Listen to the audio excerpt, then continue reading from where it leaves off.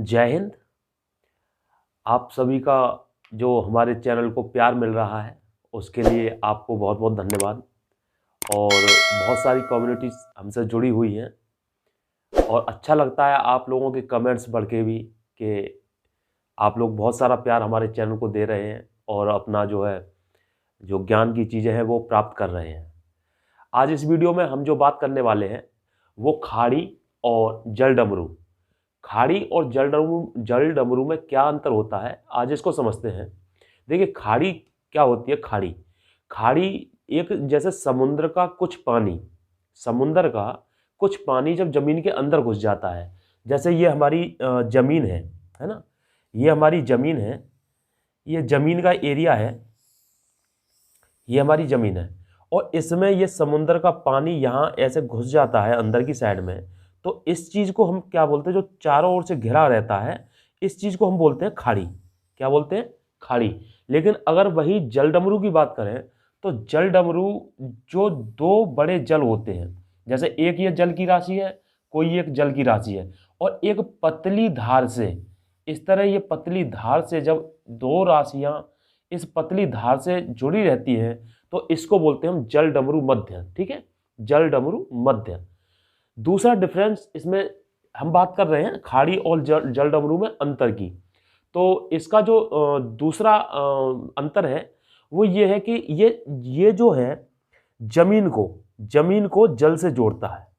किसको? जमीन को। खाड़ी जो है जमीन को जल से जोड़ता है, लेकिन ये जल डमरू मध्य जो होता है वो जल को जल से जोड़ता है। किससे? जल को जल से जोड़ता है। तो ये दूसरा डिफरेंस हुआ। पहला डिफरेंस था कि जो एक बड़ा हिस्सा पानी का जब जमीन के अंदर घुस जाता है तो वो इस तरह की संरचना बनाता है, और इसमें क्या होता है, पानी से जुड़ा रहता है एक पतली संकीर्ण मार्ग से। ठीक है।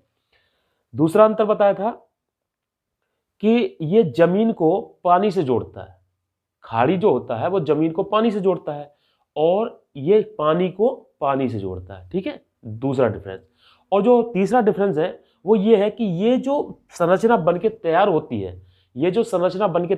है, वो आपकी प्राकृतिक होती है। कैसी होती है? प्राकृतिक। जो हमारी भूगर्भीय प्लेटें होती हैं उससे या किसी प्राकृतिक माध्यम से ये जो है बन के तैयार हो जाती है। जबकि जल डमरू जो है मानव निर्मित भी हो सकता है। जैसे हम बात करें कि जो आपका भूमध्य सागर है और आपका लाल सागर है ना। भूमध्य सागर और लाल सागर के बीच में एक स्वेज नहर काट के बनाई गई थी।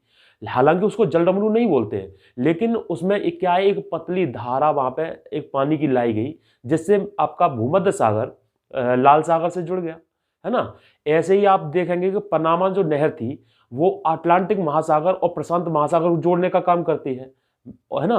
तो इस तरह हम जो है इसको मानव निर्मित भी जल डमरू तैयार वहां पर कर देते हैं। खाड़ी जो होती है आपकी, वो आपके बंदरगाहों के लिए, जो बंदरगाह जहां पे आपके जो जहाज है ना, पानी वाले जहाज जिनमें माल लद करके दूसरे देश से आता है, तो खाड़ियों में वो उपयुक्त स्थान होता है खाड़ी, कि वहां पर आप अपने माल जो है अपने बंदरगाह आराम से बना सकते हैं, अपने माल आराम से उन बंदरगाहों में उतार सकते हैं। ठीक है। और जो आपका जल डमरू होता है, जल डमरू में हम बंदरगाह नहीं बना पाते।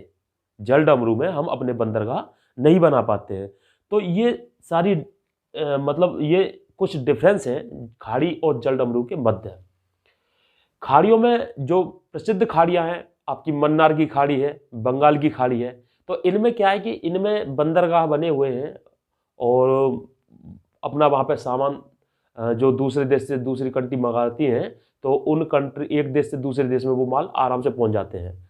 और जल डमरू में क्या होता है, जल डमरू के द्वारा जहाज जो है एक देश से दूसरे देश तक उस रास्ते से, पानी के रास्ते निकल जाते हैं। उसी पानी के रास्ते से एक एरिया में आगे दूसरे सागर में निकल जाते हैं, और लेकिन वहां पे बंदरगाह नहीं बनते। ठीक है ना।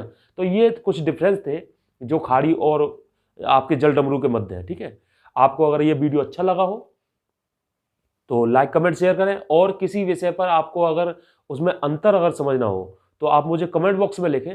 मैं कोशिश करूंगा कि उन आपके हर कमेंट्स हमारे लिए महत्वपूर्ण हैं, हमारे चैनल के लिए बहुत ही महत्वपूर्ण है। तो इन्हीं शब्दों के साथ जय हिंद, जय भारत।